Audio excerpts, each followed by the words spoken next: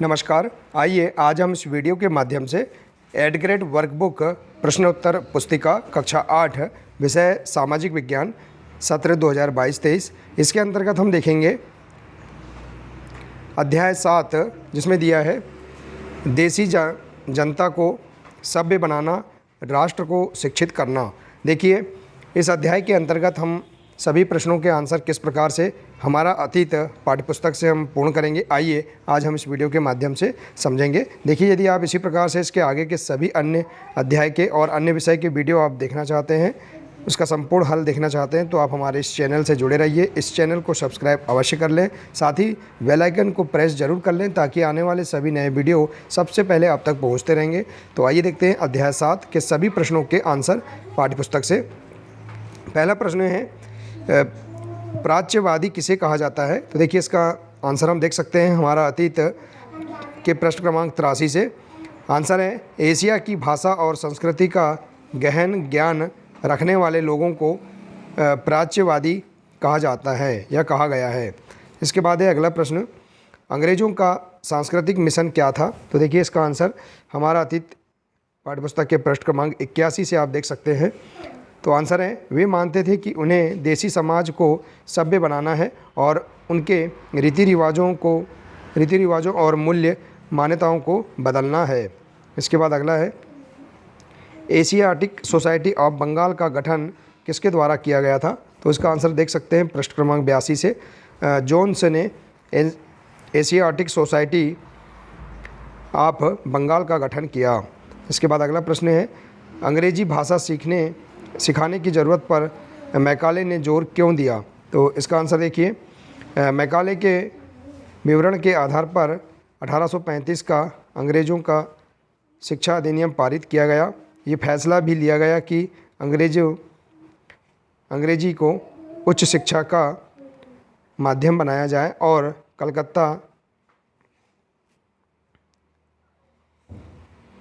मदरसे तथा बनारस संस्कृत कॉलेज जैसे प्राच्यवादी संस्थाओं को प्रोत्साहन न दिया जाए। तो इस प्रकार से आप इस प्रश्न का आंसर लिख सकते हैं। इसके बाद है अगला प्रश्न, जेम्स मिल की राय में देसी जनता का दिल किस प्रकार जीता जा सकता था। तो इसका आंसर देख सकते हैं प्रश्न क्रमांक 83 से।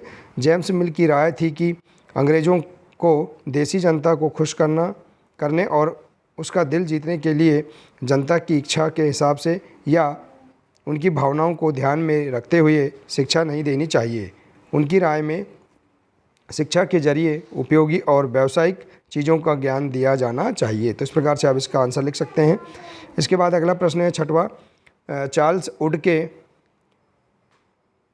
वुड्स डिस्पैच में क्या संदेश लिखा था।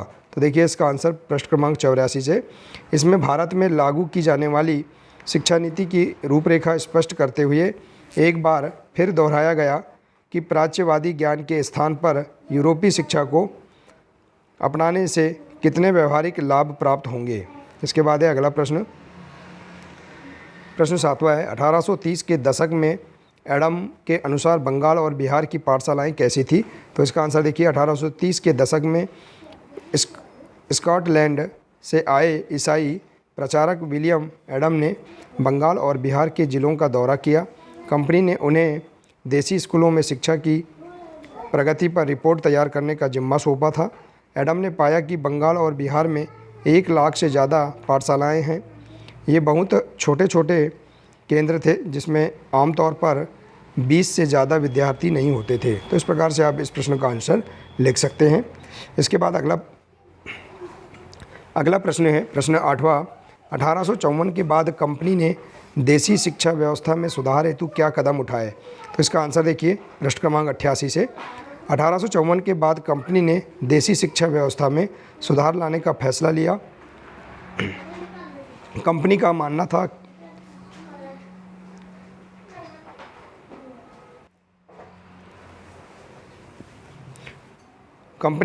था कि इसके लिए मौजूदा व्यवस्था के भीतर भी बदलाव किए जा सकते हैं। कंपनी एक नई दिनचर्या, नए नियमों और नियमित निरीक्षणों के जरिए पाठशालाओं को और व्यवस्थित करना चाहती थी। तो इस प्रकार से आप इसका आंसर बता सकते हैं। इसके बाद है अगला प्रश्न पाठ 9, महात्मा गांधी औपनिवेशिक शिक्षा के पक्ष में क्यों नहीं थे? तो इसका आंसर है, महात्मा गांधी का कहना था कि औपनिवेशिक शिक्षा ने भारतीयों के मस्तिष्क में हीनता का बोध पैदा कर दिया है।